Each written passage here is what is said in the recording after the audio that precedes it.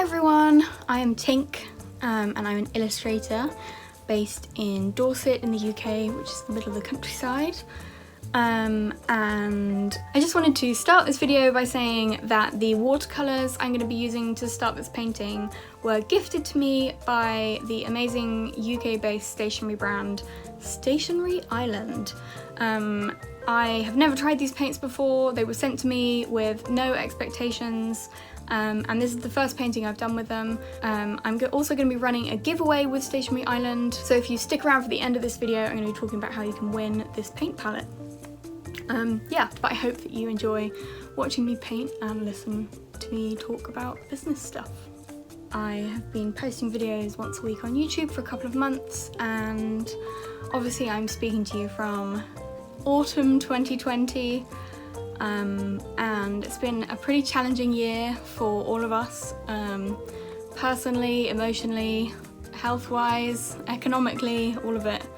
So I thought that this week I would talk to you about future-proofing my business as an artist, or at least how I have gone about building a sustainable career for myself. I am fortunate enough to live full-time off my work as an artist. I've been doing that for about 3 years now, which I am grateful for every day, but there are definitely some tips and tricks that I've learned along the way that have helped it be more possible long-term. So yeah, I know that there are a lot of people.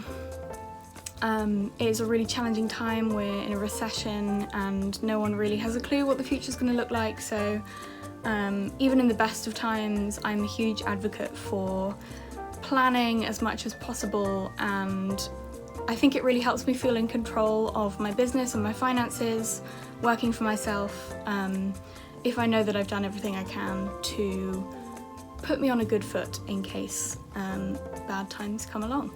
Yeah.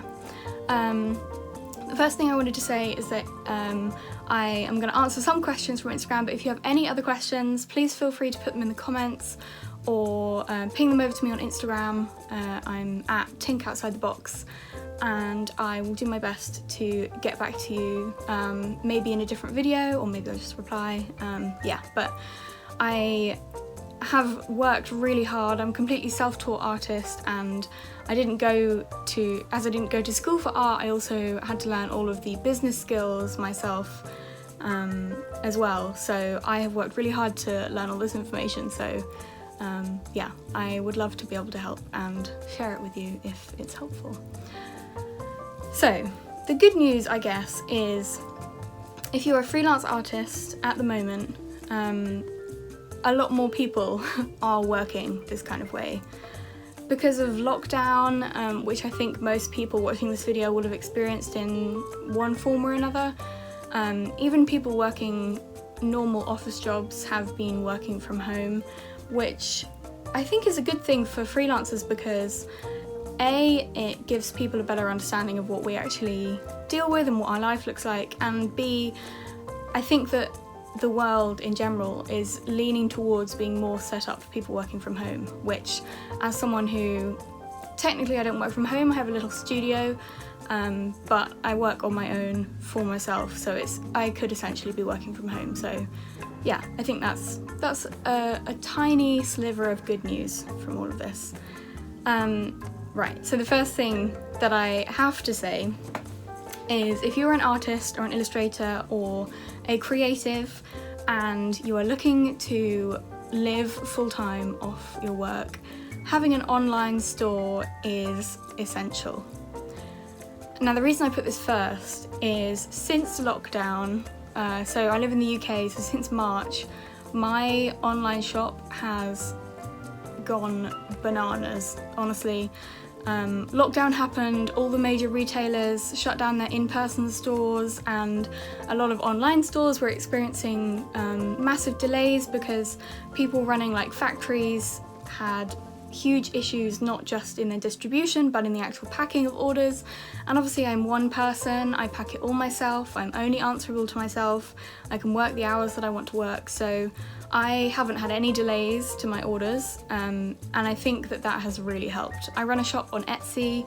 I have a separate video just on Etsy tips, so if you're interested in setting one up on Etsy, which I would recommend, then I'm going to link that in the cards. But yeah, especially in the present circumstances, I can't speak because I cannot recommend having an online store enough. It's really, really important, especially heading into the Christmas season. And again, here in the UK, COVID numbers are not looking great. I think everyone's expecting at some point we will go into some sort of a second lockdown. So yeah, I'm fully expecting the boost to my online shop to continue into the festive season, which is busy anyway, normally. Yeah, so I would really, just even if you have one thing up there, just do it. Just go for it. It's a good place to start. The second thing I would say to someone who wants to try and build a sustainable career as a creative or an artist is having multiple income streams is essential. I have so many different ways that I earn a living. I have client work, I have my Etsy store, I have publishing work, I have I illustrated someone else's book recently, which I illustrated one of the books in the Little People Big Dreams series. I am actually now in talks with a publisher to publish my own book, which is crazy exciting. I do editorial work for magazines, I do corporate work for brands like Adobe and Moleskine. So there's a lot of different ways that I make a living. And I also recently started YouTube and Patreon. This is something I feel like I'm definitely playing the long game, but I'm really excited about the possibility of growing YouTube and Patreon, and I've been overwhelmed with the response so far. Yeah, you guys are just the best, so thank you. But yeah, having multiple income streams, and I firmly believe as many as possible. So I have an Etsy store, but I also have a Society 6 store, which is in desperate need of an overhaul, but it's there. And I actually set that up because last year I travelled a lot in the before days, and I really wanted a way to be able to leave an online store open so that people could still buy from my shop even when I wasn't able to ship out. And I still get the occasional sale because they do their own marketing and things like that. So yeah, I really would, I think you should sit down with a sheet of paper and write down every possible way that you can make money. Oh, I forgot a really big one. I do talks as well. Talks and workshops is a big one for me. I do a lot of talks. Yeah, so think outside the box, think of every way that you could possibly make money, and then just circle the ones that actually appeal to you, and start working towards them. Now, I know that a lot of industries, the creative industry included, is struggling at the moment, and if work is slow, my biggest piece of advice to you would be to hire yourself. This is for a couple of reasons. The first is that you should always be seen to be working if possible. And what I mean by this is if a potential client is stumbling upon your portfolio and you haven't updated it in 6 months, then they might think twice about working with you. But if you have a constant stream of fresh, amazing work, which I have no doubt that you're actually doing, then I think they'll be much more likely to reach out in the first place. And hiring yourself is also great because it means that you're more likely to make work that matters to you. I've given so many talks about this. I think I might be able to link one of them in the description, so I will try and do that. Yes, I can, in fact. I did one for AIGA, the American Institute of Graphic Arts, and I will put the link to the recording in the description so that you can watch that. But essentially, what I'm saying is you get hired to make the work you've already made. So if you don't have paid work coming in, I cannot stress the importance enough of making work that really matters to you and then sharing that with the world. because the chances are higher then that someone will see that and they'll be like, oh, that's exactly the kind of work that I need. And then you get paid to make work that matters to you, which is the key to a fulfilling life, I think, and it's definitely something that I've been able to do, which means everything to me. Kind of off the back of that as well, even if you're not able to work with them at the moment, make sure that you are nurturing the relationships with clients that you've already had or you've already worked with. Again, even if they can't hire you, even if it doesn't look like they can hire you for another couple of years or ever, it's really important to just say hello, keep on top of their inbox where possible, because you never know where one of those old leads is going to lead. I literally can't think of another word, but you know what I mean. Then I would say, you know, these are really challenging times and everyone has a different business model and a different way that they want to present themselves to the world. But in my personal experience, and again, all of this I can only speak from my personal experience, don't shy away from being human online. I don't mean that you have to air your dirty laundry or vent about companies on your work Instagram, as it were. But I just mean that, you know, I think people work with people. They want to know that you're an actual human being at the end of this internet connection and you're not just an Instagram profile. So I am a mental health advocate as well as an illustrator. If you know anything about me, you will know that I talk regularly about my experiences with anxiety and depression. Much of my work is on these themes, and honestly, hand on my heart, I would say this has helped me get work. It has not hindered me get client work. And it's something that I didn't talk about for a really long time because I was afraid that clients wouldn't want to work with me. But in my experience, that just hasn't been the case. And again, everyone is struggling at the moment, so I really don't think there's anything wrong with being human, and it will probably make it easier for you to cope with life, which I'm all for. My tea's going cold, I've been talking for so long. Another thing you can be doing to really help yourself is being analytical. And what I mean by this is looking at not only just the work that you've done in the past, but the social media posts that you're doing, the way you interact with people. Basically, try and get as much information as possible about what your audience wants and why they want it. So for example, if you have a business profile on Instagram, which I would recommend to anyone that is thinking seriously about working for themselves, there are so many insights and there's so much information that Instagram gives you on things like what type of content you've posted does really well, so what people want to see, what time of day you should be posting, the makeup of your audience. And I feel like the more you can absorb that information, the more you can take that on board, the more likely you are to actually be able to make work that resonates with your audience, which inevitably will lead to you making more money from it, which, yeah, I think it's really important. And I think that a lot of the time people are afraid to think about their creative career as a career, but you have to think of it like a business. You have to be a business person, and that took me a really long time to take on board, but it's so important. And the way that you think about your business shouldn't be any different to an accountant's or someone like a stockbroker or, you know, yeah, I think it's as important, and you need to be analytical because information really is power, and the more you know what your audience wants, the more you can give it to them. So this kind of leads on to my next point, which is make sure you're actually telling people what you're working on. I think because, especially if you work on your own, we spend so much time in our own heads that it's easy to forget that the world doesn't actually know what you did this morning. So if you're working on something cool, make sure you're sharing that with people, and make sure you are updating your portfolio and posting about it on Instagram, and don't assume that people will do the work to research what's new to your shop. Make sure you're actually telling them about it, because you never know when you're going to hit the right piece of information with the right person and make a sale or get a new client. So just a last point on the topic of social media as well. It takes time to grow social media, it really does. I used to give lectures on social media for creatives and the importance of it for business.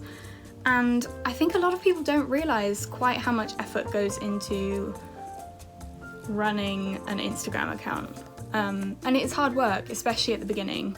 And I think it feels harder at the beginning because a lot of the time you're putting in the same amount of work for no results, basically. But I feel like once you get into a rhythm with it, it gets a lot easier.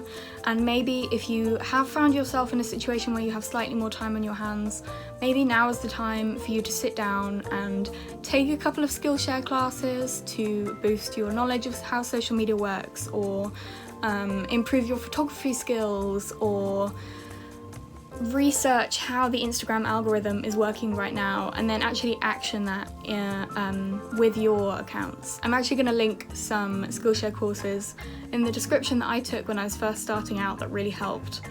And you can get a free trial on me for 2 months if you feel like signing up. This is not sponsored, this is just, as I said, I'm a self-taught artist and business person, and Skillshare really helped with that, so yeah. But maybe now would be a good time for you to start working on it, because I found that it took a really long time for me to find a rhythm on Instagram, and part of that is figuring out what's actually possible for you as well. You don't have to be posting all day, every day, but consistency is key, and you need to figure out what's feasible for you and what actually works for your audience, and kind of go from there, really. So, lastly, before I answer some questions, the most important thing is to keep creating. And it doesn't actually matter if you're making things and not sharing with people, that's just like good business practice, but there is also so much to be said for just making things for yourself. I do this every day. Drawing is therapy for me, and I'm very fortunate to be able to call it a job, but I also have to be vigilant with myself and make sure that I am making time for this, because working for yourself takes a huge amount of time, and I could easily spend an entire week doing work like accounts, packing orders, replying to emails, and not do one single drawing. So please make sure that you are creating.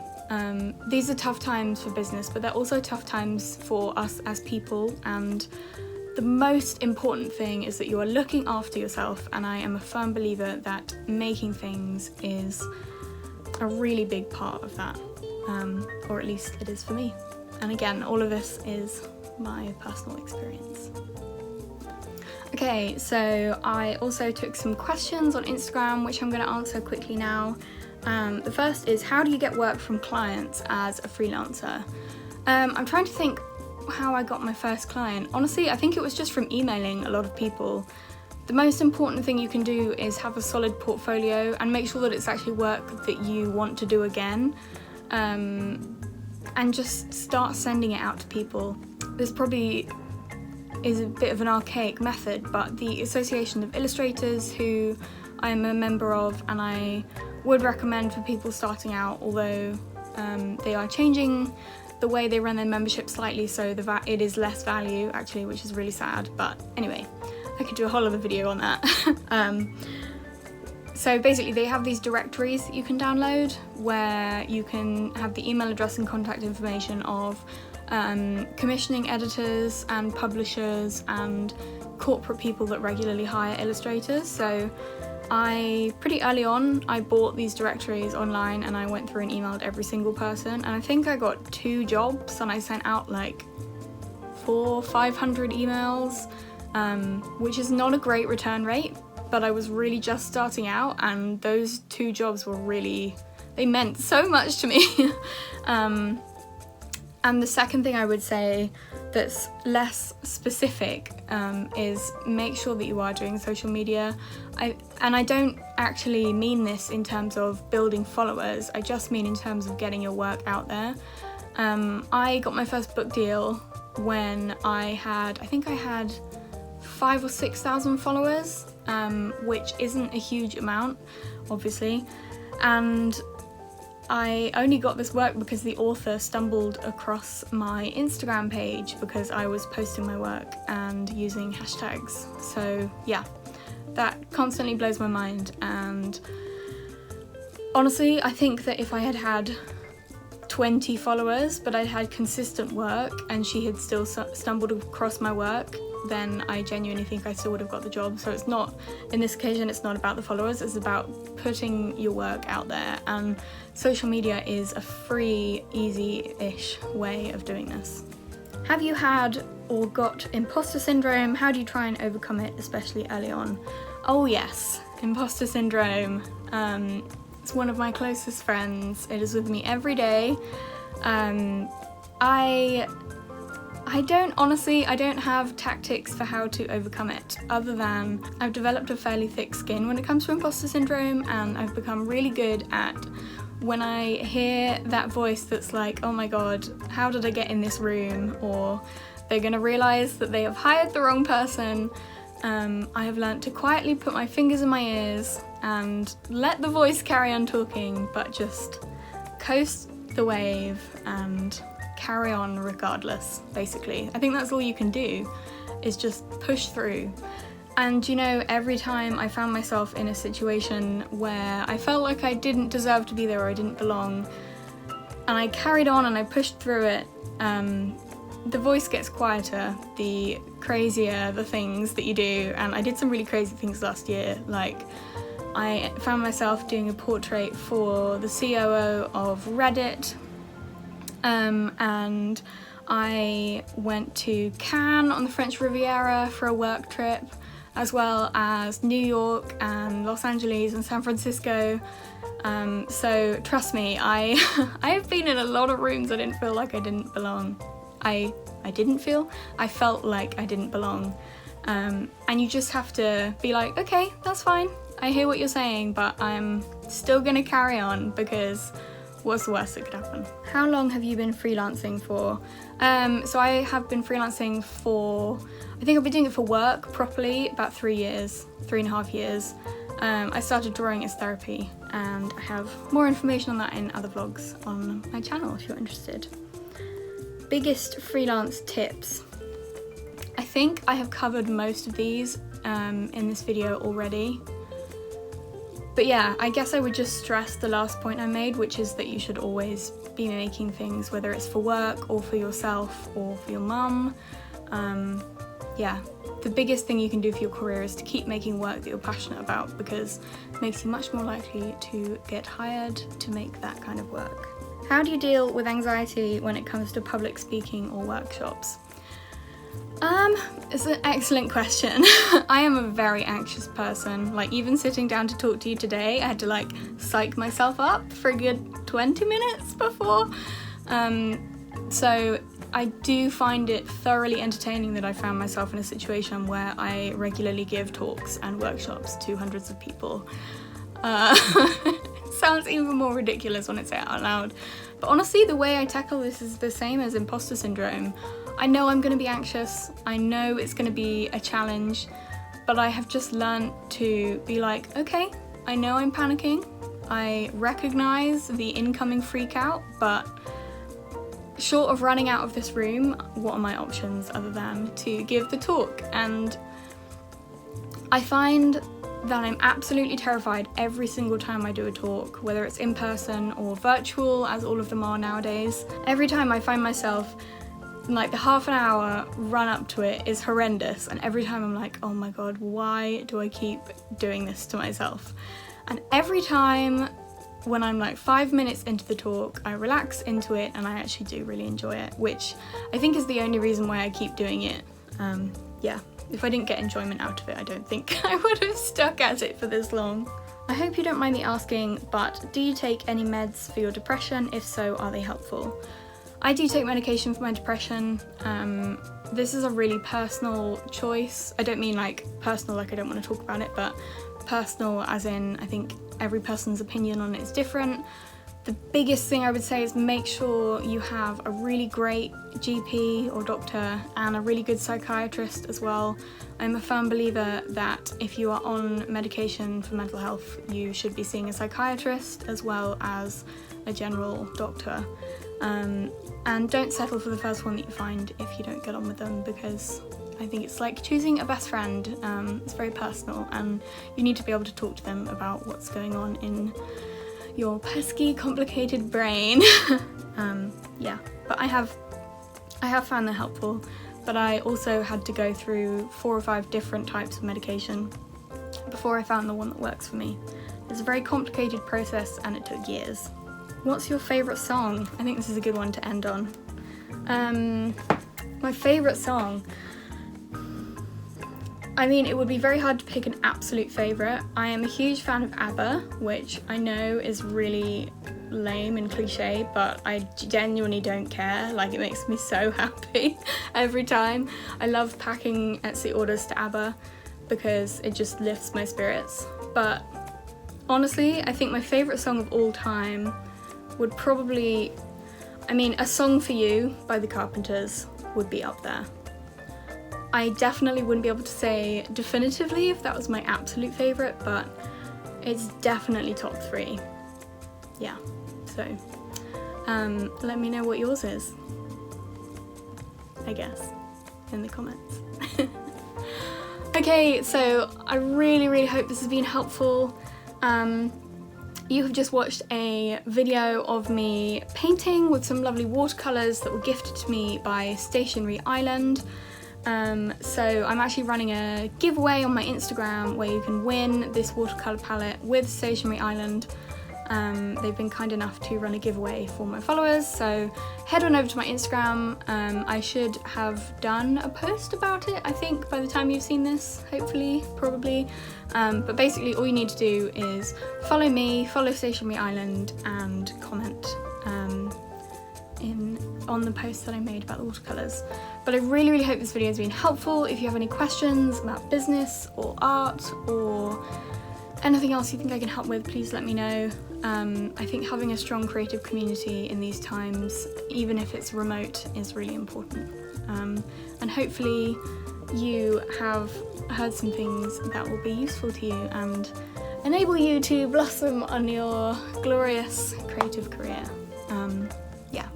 Thank you so much for being here. Thank you even more to my glorious patrons. As I said, As I said earlier, my patrons are, oh my gosh, I wake up every day and I forget, and I'm like, oh my god, I have nearly 20 people who are like supporting my work from all over the world. It's crazy to me. So yeah, thank you to my patrons, and thank you for being here and for watching. I hope this has been useful. You're the best. Okay, bye.